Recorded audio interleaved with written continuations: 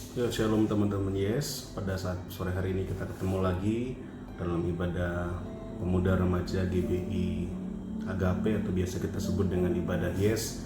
Dan pada bulan Juni ini kita masuki tema hidup yang berbuah.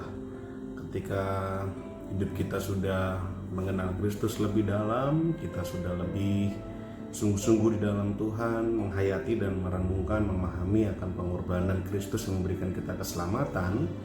Kita menjadi saksi Tuhan untuk bisa menceritakan kebaikan dan kasih Tuhan. Lebih lanjut, maka biarlah hidup kita sungguh-sungguh berbuah. Dan kita akan belajar di bulan ini bagaimana hidup kita bisa berbuah, dan biarlah buah kita bisa mempermuliakan Tuhan. Oleh karena itu, sebelum kita merenungkan firman Tuhan, kita akan berdoa terlebih dahulu. Mari kita berdoa. Bapa kami di surga, kami bersyukur untuk penyertaan Tuhan, kebaikan Tuhan dalam kehidupan kami sepanjang hari ini, bahkan sepanjang waktu yang sudah kami lalui dalam situasi pandemi ini. Kami masih tetap harus beribadah di rumah kami masing-masing, dan setiap kali ibadah kami menjalaninya dengan cara online semacam ini.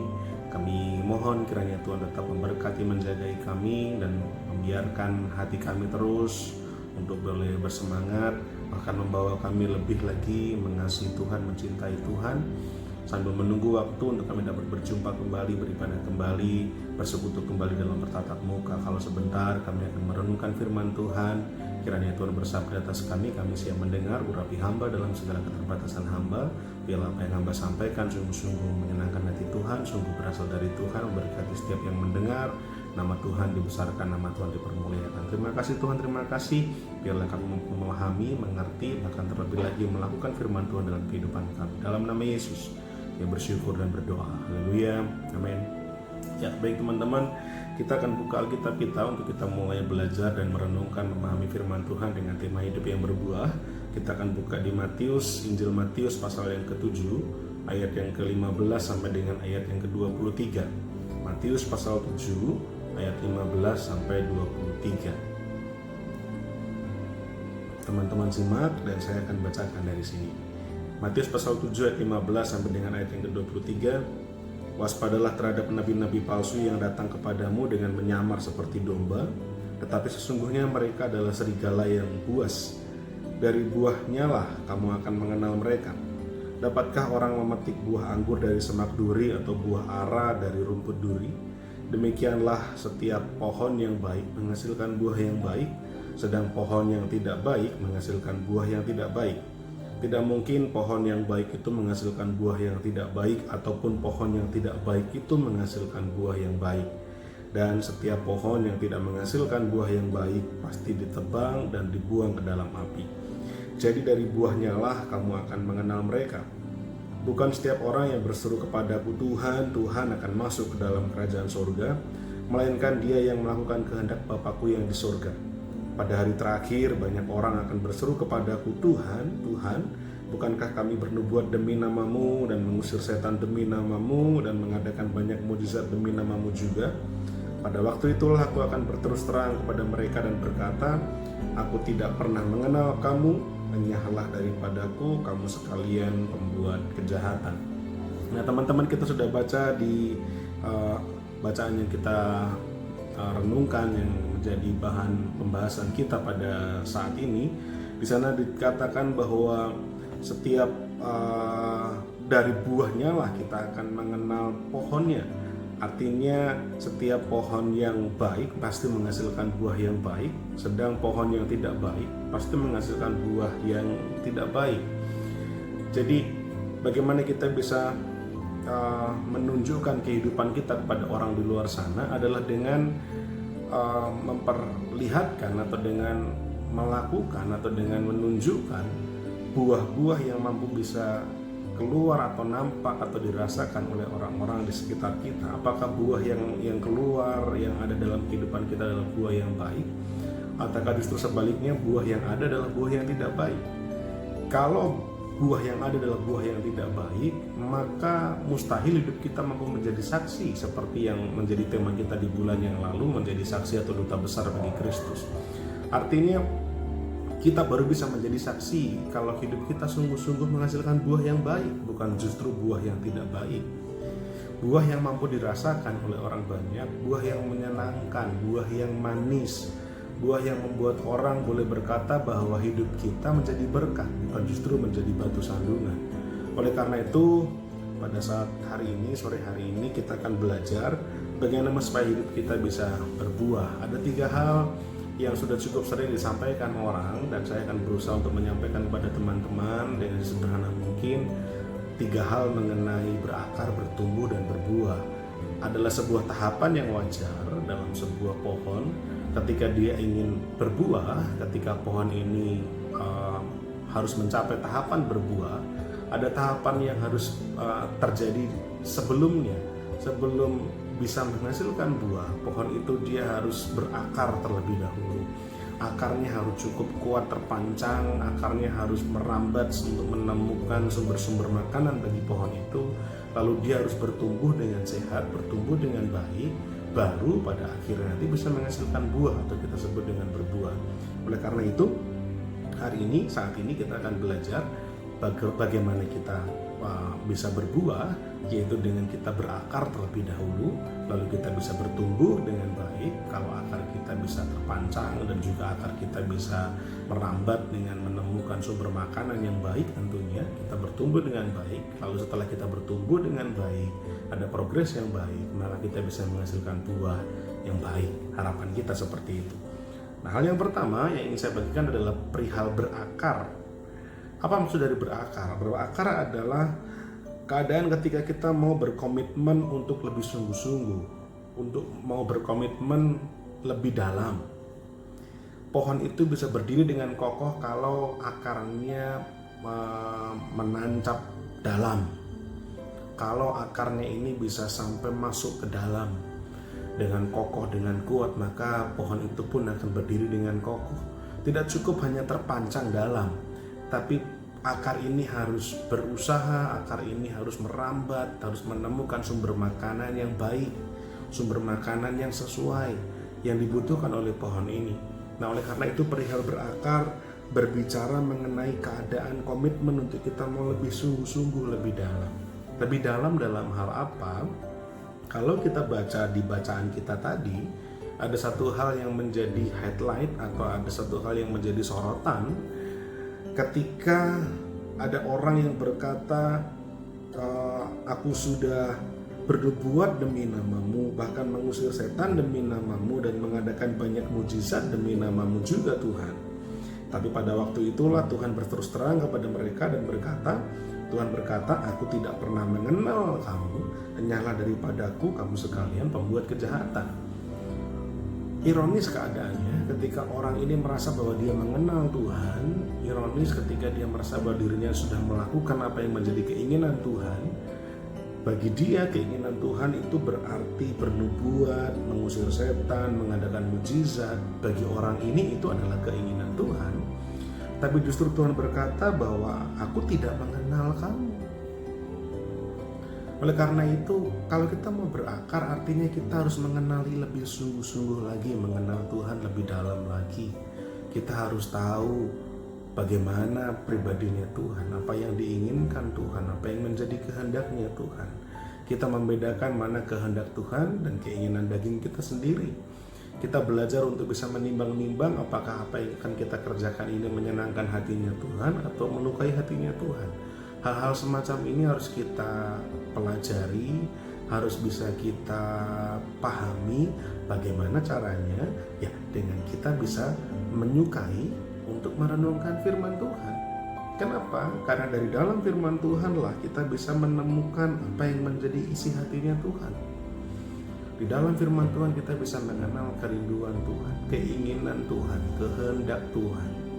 Nah, kalau teman-teman terlibat dengan pendalaman Alkitab, kebetulan pendalaman Alkitab kita pada waktu saat-saat ini di minggu-minggu ini berbicara mengenai membedakan kehendak Tuhan, mengenali kehendak Tuhan. Oleh karena itu, kalau teman-teman belum mengikuti PA, saya dorong, saya harap teman-teman bisa mencari kakak pembimbing dalam YES ini yang mengikuti PA, karena mereka sudah belajar bagaimana cara membedakan kehendak Tuhan. Nah, di situ kita belajar bahwa yang menjadi penuntun salah satunya adalah firman Tuhan.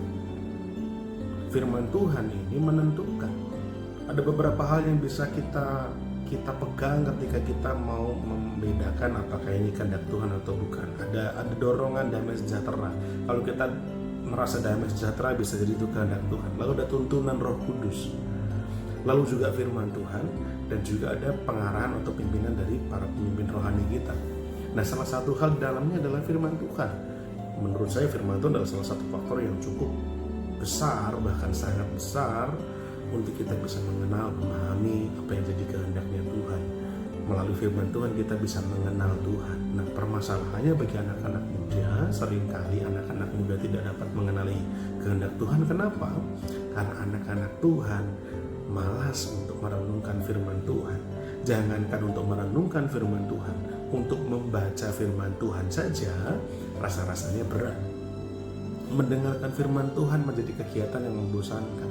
Membaca firman Tuhan itu bukan sesuatu hal yang menyenangkan di anggapan anak-anak muda hari-hari ini. Oleh karena itu menjadi ironis ketika kita berharap kita bisa mengenal Tuhan, tapi kita tidak mau membaca firman Tuhan. Kalau kita mau bertumbuh, kita harus berbuah terlebih dahulu. Kalau kita mau berbuah, kita harus bertumbuh terlebih dahulu. Kalau kita mau bertumbuh, kita harus berakar terlebih dahulu. Bagaimana berakar? Yaitu mengenal Tuhan. Nah, bagaimana kita bisa mengenal Tuhan kalau kita tidak menyukai firman Tuhan? Bagaimana kita bisa mengenal seseorang kalau kita tidak pernah bercakap-cakap dengan orang itu? Kita tidak pernah mengetahui hobinya, keinginannya, kerinduannya. Nah, Tuhan menuliskan semua kerinduan hatinya ada dalam firman Tuhan. Kita bisa mengenal Tuhan lebih dalam, mengetahui karakter-karakter Tuhan dalam firman Tuhan.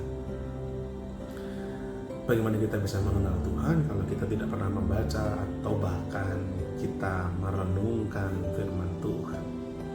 Oleh karena itu, hal yang pertama berakar, berbicara mengenai komitmen untuk kita mau lebih sungguh-sungguh mengenal Tuhan. Bagaimana caranya? Yaitu dengan firman Tuhan. Ya, selain dengan berdoa tentunya. Karena dengan berdoa kita bisa bercakap-cakap dengan Tuhan. Doa yang bukan sekedar mengutarakan isi hati kita atau sekedar mengutarakan keinginan kita, bukannya seperti itu, tetapi doa yang dimana kita mengenal Tuhan lebih dalam, ya.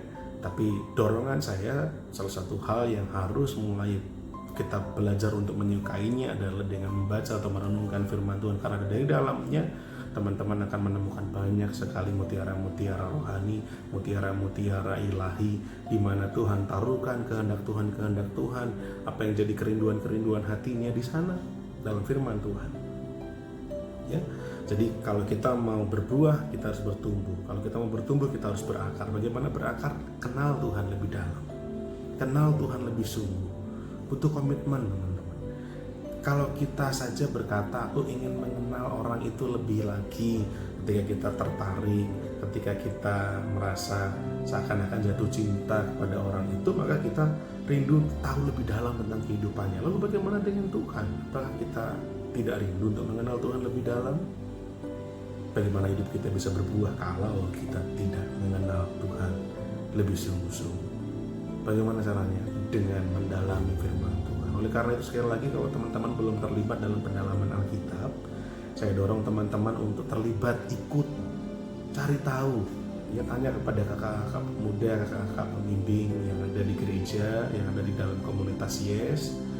Kalau teman-teman rindu untuk mengenal lebih lagi lewat pendalaman Alkitab, gimana caranya aku bisa ikut PA? Aku pengen dong ikut PA, aku ingin bisa lebih lagi mengenal Tuhan lewat pendalaman Alkitab, dan seterusnya.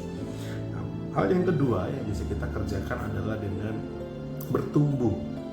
Yang pertama tadi berakar, yang kedua bertumbuh. Nah, bertumbuh itu berbicara bahwa kehidupan rohani kita harus ada progres, ya. Bahkan kehidupan jasmani saja harus ada progresnya, teman-teman. Bayi itu ketika baru lahir, ya hanya bisanya menangis, bertumbuh semakin tinggi, semakin gemuk, lalu mulai dia belajar untuk tengkurap atau untuk bisa tiduran begitu, membalikkan badannya, lalu mulai belajar untuk merangkak, mulai belajar untuk berjalan, mulai belajar untuk berlari, mulai belajar lebih lagi, ada progres, ada pertumbuhan. Itu badani kita atau jasmani kita. Terlebih lagi sebenarnya kerohanian kita atau hidup rohani kita pun harus bertumbuh. Kalau misalkan 1 bulan kita mengenal Kristus, kita baru saja mengenal Tuhan, lalu kita masih malu-malu untuk memimpin doa, mungkin bisa dibilang wajar. Oh, baru mengenal Tuhan. Oh, baru lahir baru, jadi masih malu-malu untuk memimpin doa. Oke, wajar. Tapi kalau sudah 1 tahun mengenal Tuhan, masih malu-malu memimpin doa, akan didorong sama pemimpin rohaninya. Kenapa masih malu? Ayo belajar doa, ayo belajar lagi memimpin doa. Jalan 2 tahun, 3 tahun, kalau sampai 10 tahun masih malu-malu memimpin doa. Lalu pertanyaannya, apakah kita sungguh-sungguh bertumbuh? Itu menjadi pertanyaan yang harus kita renungkan. Jangankan berkata berbuah, bertumbuh saja tidak. Kita tidak bertumbuh, tidak berani memimpin doa, tidak berani belajar melayani, tidak pernah membaca firman Tuhan, tidak pernah merenungkan firman Tuhan, hidup selalu seperti itu, tidak ada perubahan dalam sikap hidup, watak karakternya, maka kita tidak bertumbuh sebenarnya. Kita hanya menjadi orang Kristen yang orang lain bilang orang Kristen KTP, hanya identitasnya saja tulisannya Kristen, tetapi kehidupan kita sebenarnya tidak mencerminkan, tidak menunjukkan orang Kristen yang sebenarnya. Oleh karena itu, dalam kehidupan kerohanian pun harus ada pertumbuhan. Kalau kita baca dalam Efesus pasal yang keempat, Efesus 4 ayat 13-15, teman-teman perhatikan di sana. Efesus 4 ayat 13-15 dikatakan, sampai kita semua telah mencapai kesatuan iman dan pengetahuan yang benar tentang anak Allah, kedewasaan penuh dan tingkat pertumbuhan yang sesuai dengan kepenuhan Kristus. Sehingga kita bukan lagi anak-anak yang diombang-ambingkan oleh rupa-rupa angin pengajaran, oleh permainan palsu manusia dalam kelicikan mereka yang menyesatkan, tetapi dengan teguh berpegang kepada kebenaran di dalam kasih, kita bertumbuh di dalam segala hal ke arah Dia, Kristus yang adalah kepala. Kita mengalami pertumbuhan, kita bertumbuh, tidak lagi anak-anak dalam rohani, tidak lagi kanak-kanak, sedikit-sedikit mutung, sedikit-sedikit tidak ke gereja, sedikit-sedikit tidak mau melayani. Tidak bisa. Kalau kita mau berbuah, hidup kita harus ada progres, hidup kita harus bertumbuh. Dalam kerohanian kita harus bertumbuh, mulai belajar untuk menyukai firman, mulai belajar untuk berdoa, untuk mengenal Tuhan, mulai belajar memimpin doa, belajar untuk ikut terlibat dalam pelayanan, sehingga ada pertumbuhan, tidak stagnan, tidak seperti itu saja. Ada pertumbuhan, ada progres di dalamnya. Kalau anak bayi itu dia tidak bertumbuh, tidak ada perubahan, tidak ada progres, orang tuanya akan khawatir, orang tuanya akan cemas. Apakah anakku ini sehat sempurna? Kenapa dia tidak bertumbuh secara baik seperti anak-anak yang lain? Demikian halnya Tuhan. Tuhan akan menjadi cemas, akan menjadi khawatir ketika kerohanian kita tidak bertumbuh. Kita seperti itu saja dari dahulu pertama kita mengenal Tuhan sampai sekarang. Atau bahkan jangan-jangan sampai seterusnya nanti ketika Tuhan panggil kita tidak bertumbuh dalam kerohanian. Tuhan tidak inginkan itu. Karena Tuhan mau hidup kita berbuah. Untuk bisa berbuah, kita harus bertumbuh terlebih dahulu. Oleh karena itu, sekali lagi saya katakan, Efesus tadi katakan dengan jelas, maka dengan teguh mari kita berpegang pada kebenaran di dalam kasih agar kita bertumbuh dalam segala hal yang baik, itu ke arah Tuhan, ke arah Kristus yang adalah kepala, yang adalah teladan kita, yang adalah pemimpin kita, agar kita menjadi semakin serupa dengan Kristus. Itu yang menjadi kerinduan Tuhan. Jadi hal yang kedua adalah kita bertumbuh. Untuk menjadi berbuah, kita harus berakar, mengenal Tuhan lebih sungguh-sungguh, mengenal Tuhan lebih dalam, lalu kita bertumbuh dengan sehat, bertumbuh dengan baik, kita bertumbuh, ada progres dalam kerohanian kita. Kita tidak lagi menjadi kanak-kanak, tapi kita terus menjadi semakin dewasa secara kerohanian, semakin serupa dengan Kristus. Dan yang ketiga, kita berbuah untuk hormat kemuliaan nama Tuhan. Buah-buah apa saja sebenarnya yang Tuhan harapkan Ada beberapa hal yang bisa kita temukan di Alkitab. Yang pertama adalah buah pertobatan. Dalam Matius pasal 3 ayat 8 dikatakan di sana, Matius 3 ayat 8, jadi hasilkanlah buah yang sesuai dengan pertobatan.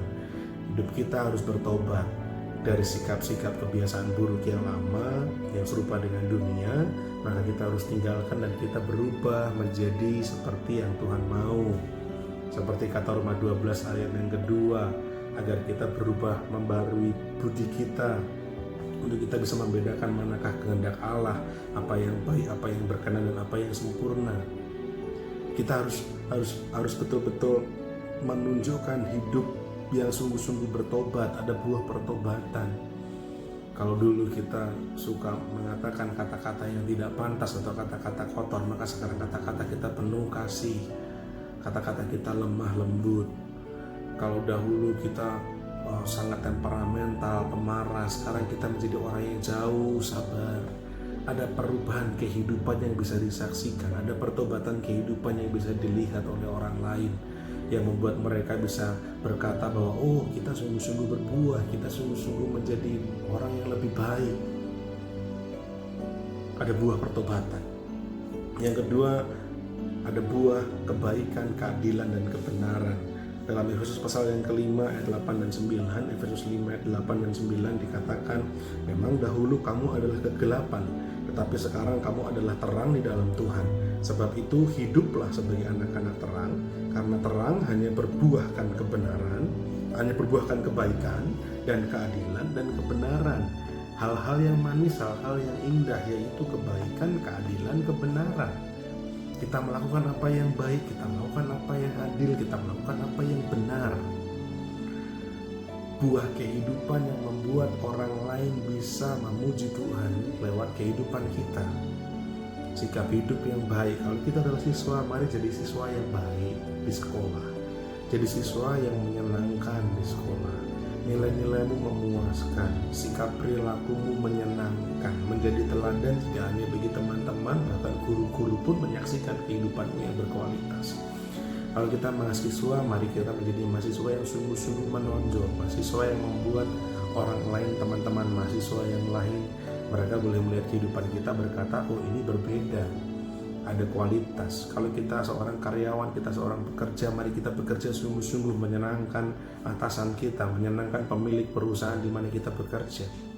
Kita profesional, kita melakukan dengan sungguh-sungguh, menjadi teladan dalam pekerjaan kita, melakukan apa yang baik, melakukan apa yang adil, melakukan apa yang benar, sehingga sungguh-sungguh orang akan menilai hidup kita berbeda, hidup kita ada buah yang berkualitas. Kalau kita melakukan peran kita sebagai pengusaha, mari jadi pengusaha yang jujur, pengusaha yang menciptakan produk yang berkualitas, yang membuat orang boleh memberikan jempolnya buat kita, yang menginspirasi, sehingga hidup kita sungguh-sungguh menghasilkan buah yang Tuhan mau ini. Kalau dahulu kita anak-anak gelap, sekarang kita anak-anak terang, dan terang hanya berbuahkan kebaikan, keadilan, dan kebenaran. Hal-hal yang indah, hal-hal yang sedap, hal-hal yang manis, itu yang Tuhan inginkan muncul dari kehidupan kita. Dan ada juga buah pelayanan. Dikatakan dalam 1 Korintus pasal 9 ayat yang pertama, 1 Korintus pasal 9 ayat yang pertama, bukankah aku rasul? Bukankah aku orang bebas? Bukankah aku telah melihat Yesus Tuhan kita? Bukankah kamu adalah buah pekerjaanku dalam Tuhan? Bukankah kamu adalah buah pekerjaanku dalam Tuhan? Ya, jadi Rasul Paulus menuliskan kepada jemaat di Korintus bahwa jemaat di Korintus adalah buah dalam pekerjaan pelayanan. Nah, kita pun juga sama. Ketika kita sudah bertumbuh cukup lama menjadi orang Kristen, mari kita belajar untuk melayani Tuhan, dan tidak sekedar melayani, tapi mari kita pastikan pelayanan kita menghasilkan buah. Kita pastikan pelayanan kita sungguh-sungguh menghasilkan buah yang menyenangkan hatinya Tuhan. Pelayanan kita menghasilkan buah yang membuat Tuhan boleh memberikan jempolnya dan berkata, engkau hamba yang baik dan hamba yang setia.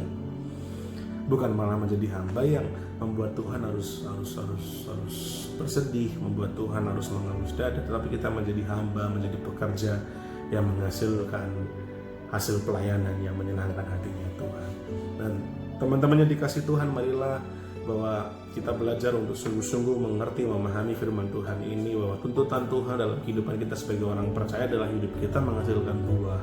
Kita berbuah Untuk bisa menjadi berbuah kita harus bertumbuh. Untuk bisa bertumbuh kita harus berakar. Seperti yang saya sudah jabarkan dan saya sudah katakan tadi, mari kita berakar lebih sungguh di dalam Tuhan, lebih sungguh mengenal Tuhan.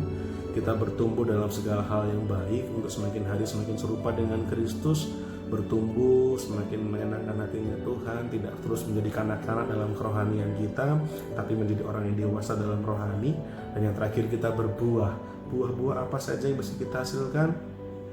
Ada buah pertobatan, ada buah sebagai anak-anak terang, yaitu buah kebenaran, keadilan, kebaikan, dan juga ada buah dalam pelayanan, di mana pelayanan kita menghasilkan buah jiwa-jiwa, ada pertambahan, ada pertumbuhan, di mana Tuhan lihat kita menjadi hamba yang baik dan hamba yang berkenan, hamba yang setia. Nah teman-teman yang dikasihi Tuhan, biarlah kiranya kita termotivasi, kita terdorong, dan kita belajar untuk mau melakukan firman Tuhan, tidak hanya menjadi pendengar. Saya harap teman-teman bisa belajar akan hal ini dan mulailah bekerja dengan giat, bekerja dengan sungguh-sungguh dalam kehidupanmu, melakukan firman Tuhan dalam kehidupanmu, agar engkau berakar lebih dalam di dalam Tuhan, agar engkau semakin bertumbuh, semakin serupa dengan Tuhan, dan agar engkau berbuah untuk menyenangkan hatinya Tuhan. Mari kita berdoa untuk firman Tuhan ini. Tuhan, terima kasih untuk berkat Tuhan yang sudah mengajar kami untuk kami boleh bertumbuh di dalam Tuhan.